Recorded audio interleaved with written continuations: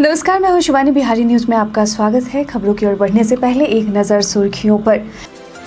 बिहार शिक्षक स्थानांतरण नीति में हुआ परिवर्तन। महिला शिक्षकों की प्राथमिकता। स्कूलों में 4 तरह के होंगे शिक्षक। पैक्स चुनाव की तैयारियां हुई तेज। 25 अक्टूबर को अंतिम मतदाता सूची होगी जारी। महिला पदों के लिए आरक्षण निर्धारित। देश भर में पार्सल डिलीवरी करने में बिहार अग्रणी। नए पासपोर्ट केंद्रों का होगा उद्घाटन। डाक विभाग करेगा दुर्गा पूजा प्रदर्शनी का आयोजन। राज्य सरकार का वन्य जीव संरक्षण प्रयास। कैमूर में बनेगा नया बाघ अभयारण्य। बिहार में बाघों की संख्या बढ़ी। अक्षर पटेल बनने वाले हैं पिता। इंस्टाग्राम पर साझा किया वीडियो। कपिल शर्मा शो पर दिया था हिंट। अब चलिए बढ़ते हैं शाम तक की बड़ी खबरों की ओर विस्तार से।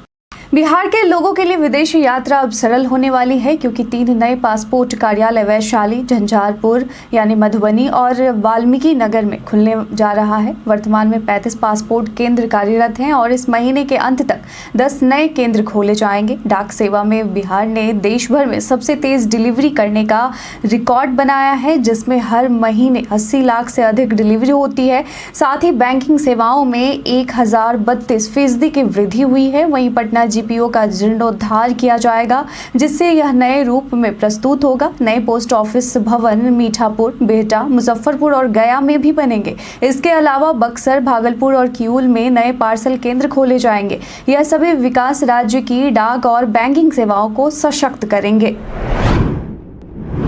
बिहार सरकार ने सरकारी स्कूलों के शिक्षकों के लिए नई स्थानांतरण पदस्थापन नीति लागू की है। इसके तहत शिक्षक अब एक स्कूल में 5 साल से अधिक नहीं रह सकेंगे। नीति में 70:30 का फॉर्मूला है, जिसमें 70% महिला और 30% पुरुष शिक्षक होंगे। यह स्कूल में 4 श्रेणियों के शिक्षक होंगे।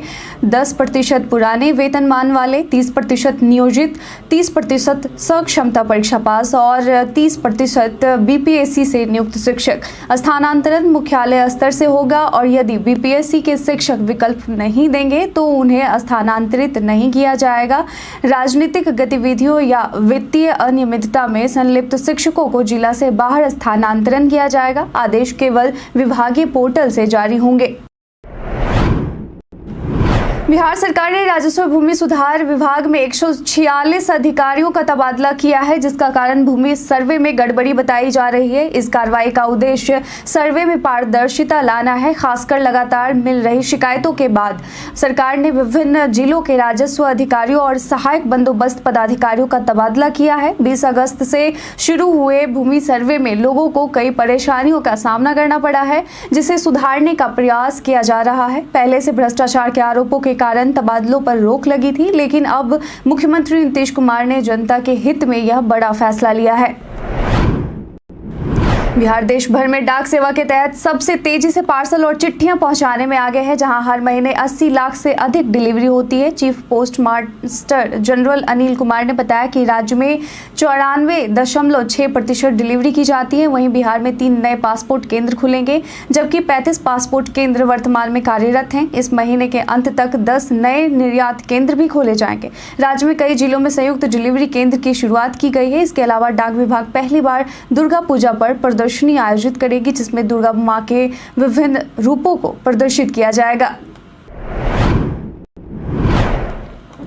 बिहार में सड़कों का जाल तेजी से फैल रहा है। इस बीच राज्य सरकार ने 100 से 250 की आबादी वाले 4643 टोलों में सड़क निर्माण की योजना बनाई है। ग्रामीण कार्य विभाग को इस काम की जिम्मेदारी दी गई है, जिसके तहत 3988 किलोमीटर सड़कों का निर्माण किया जाएगा। योजना का लक्ष्य सभी टोलों को प्रखंड या अनुमंडल मुख्यालय अस्पतालों से जोड़ना है।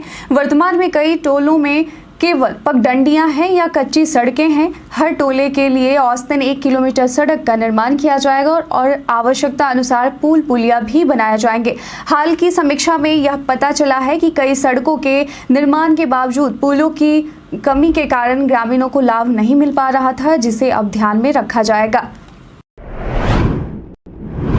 बिहार के पर्यावरण एवं वन मंत्री प्रेम कुमार ने घोषणा की है कि कैमूर वन्य जीव अभयारण्य KWLS को राज्य के दूसरे बाघ अभयारण्य के रूप में विकसित किया जाएगा।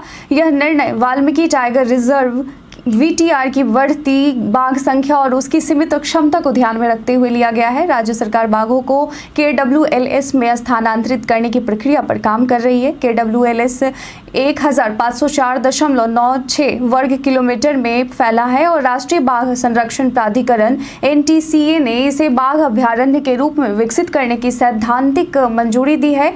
VTR में अब 54 बाघ हैं, जो बिहार के लिए एक महत्वपूर्ण उपलब्धि है। 185 साल बाद बिहार में 20 अगस्त से जमीन सर्वे की प्रक्रिया शुरू हुई है, जिसमें 45,000 से अधिक गांव शामिल हैं। अब ग्रामीण अपनी जमीन का सर्वे कराने के लिए ऑनलाइन आवेदन कर सकते हैं। हाल ही में सरकार ने लैंड सर्वे के नियमों में बदलाव किया है। अब वंशावली बनाने के लिए मजिस्ट्रेट या नोटरी पब्लिक के सामने शपथ लेना आवश्यक नहीं है। सर्वे के लिए जमीन मालिक की उपस्थिति भी अनिवार्य नहीं रही। केवल स्वघोषणा पत्र और मौजूदा राजस्व रसीद की फोटोकॉपी जमा करना आवश्यक है। पटना में जागरूकता बढ़ाने के लिए अमीन घर घर जाकर लोगों को इस प्रक्रिया के बारे में बता रहे हैं। अब तक 1 लाख से अधिक लोगों ने स्वघोषणा पत्र जमा किया है। विवादों से जूझते किसान भी इस प्रक्रिया का लाभ उठाने की कोशिश कर रहे हैं। बिहार में प्राथमिक कृषि शाखा समितियों यानी पैक्स के चुनाव की तैयारियां तेजी से चल रही है। सहकारिता विभाग ने सदस्यता के लिए ऑनलाइन आवेदनों की जांच पूरी कर ली है। सभी जिला सहकारिता कार्यालय 9 अक्टूबर को प्रारूप मतदाता सूची जारी करेंगे, जिसमें 22 अक्टूबर तक आपत्ति दर्ज कराई जा सकेगी। अंतिम मतदाता सूची 25 अक्टूबर को प्रकाशित होगी और चुनाव नवंबर में आयोजित किए जाएंगे। पैक्स चुनाव के लिए 5 चरणों में मतदान होगा, जिसमें 6400 पैक्सों के ऑनलाइन निर्वाचन का प्रस्ताव है। चुनाव में 5 रंगों के मतपत्रों का उपयोग किया जाएगा और कुल 5 पदों के लिए महिलाओं के लिए आरक्षित होंगे। मतदान सुबह 7 से शाम 4:30 बजे तक होगा। नीति आयोग के CEO BVR सुब्रमण्यम ने बिहार में प्रगति की सराहना करते हुए बताया कि कई जिलों ने 5 करोड़ रुपए तक के पुरस्कार जीते हैं, जिससे विकास कार्यों को बढ़ावा मिला है। केंद्र सरकार ने 13 जिलों को एस्पिरेशनल डिस्ट्रिक्ट प्रोग्राम ADP और 61 प्रखंडों को एस्पिरेशनल ब्लॉक्स प्रोग्राम ABP के तहत चुना है। इन कार्यक्रमों का उद्देश्य उन क्षेत्रों का विकास करना है जो अब तक विकास से वंचित रहे हैं। सुब्रमण्यम ने कहा कि इन पहलों में स्वास्थ्य, शिक्षा, कृषि और आधारभूत संरचना जैसे क्षेत्रों पर ध्यान केंद्रित किया जाएगा। वे गया में संवाददाता सम्मेलन के दौरान ये बातें कह रहे थे। राज्य सरकार और राज्य स्वास्थ्य समिति ने विशेष नवजात शिशु देखभाल इकाई SNCU को नई सुविधाओं से लैस करने का निर्णय लिया है। अब SNCU में भर्ती और डिस्चार्ज के बाद नवजात शिशुओं को घर पहुंचाने के लिए निःशुल्क एम्बुलेंस की सुविधा प्रदान की जाएगी। शिशु स्वास्थ्य के राज्य कार्यक्रम पदाधिकारी डॉक्टर विजय प्रकाश राय ने सभी सिविल सर्जनों को इस दिशा में निर्देश दिए हैं। अप्रैल से अगस्त तक 8,378 नवजातों को एम्बुलेंस सेवा मिली थी, जिनमें से 5,025 ने निजी एम्बुलेंस का उपयोग किया। यह कदम गंभीर रूप से बीमार नवजातों की देखभाल और शिशु मृत्यु दर को कम करने के लिए उठाया गया है, जिससे परिजनों को वित्तीय बोझ नहीं उठाना पड़ेगा। बिहार में भूमि सर्वेक्षण का काम तेज है, जिसमें सरकारी और निजी दोनों जमीनों का सर्वेक्षण शामिल है। वहीं बेतिया राज की संपत्तियों का विशेष ध्यान रखा जा रहा है, क्योंकि यहां हजारों एकड़ जमीन पर अतिक्रमण और अवैध कब्जा है। राजस्व परिषद के अध्यक्ष के पाठक ने 28 अगस्त को राजस्व विभाग को पत्र लिखकर बेतिया राज की जमीन के प्रबंधन और अतिक्रमण मुक्ति के लिए 5 अधिकारियों की मांग की थी।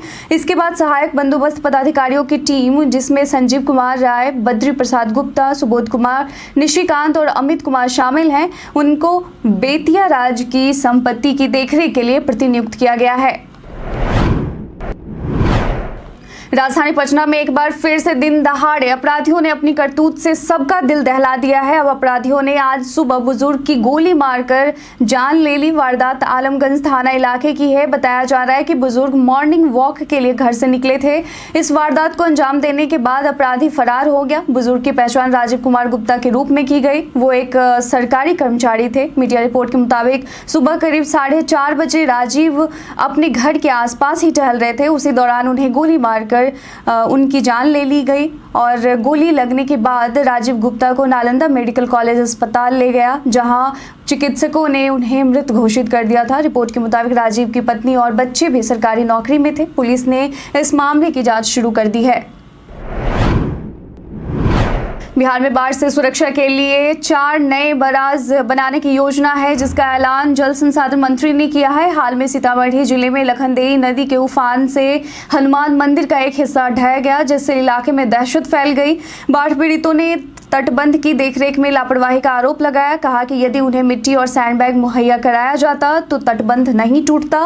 मुजफ्फरपुर में बूढ़ी गंडक के जलस्तर में बढ़ोतरी से 12 मोहल्लों में बाढ़ का पानी घुस गया। मंत्री ने बताया कि नए बराजों के निर्माण से बिहार में बाढ़ का प्रभाव कम होगा, साथ ही नेपाल में हाई डैम बनाने की आवश्यकता भी है।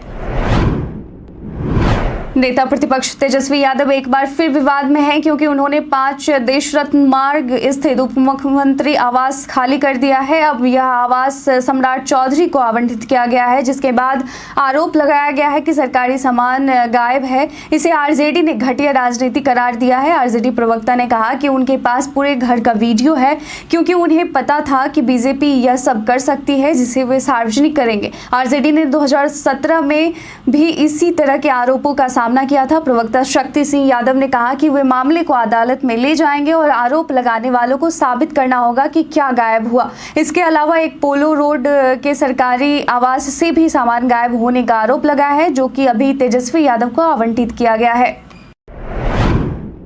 भारतीय क्रिकेटर अक्षर पटेल ने हाल ही में इंस्टाग्राम पर घोषणा की कि वह जल्द ही पिता बनने वाले हैं। उन्होंने वीडियो के जरिए बताया कि उनकी पत्नी मेहा गर्भवती हैं।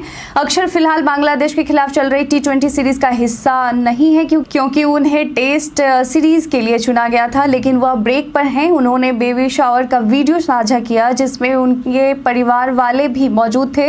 इससे पहले अक्षर ने कपिल शर्मा शो में भी इशारा किया था कि उनके घर खुशखबरी आने वाली है। उन्होंने कहा था कि कुछ अच्छा होने की संभावना है, जो उनकी पसंदीदा अभिनेत्री दीपिका पादुकोण के संदर्भ में था।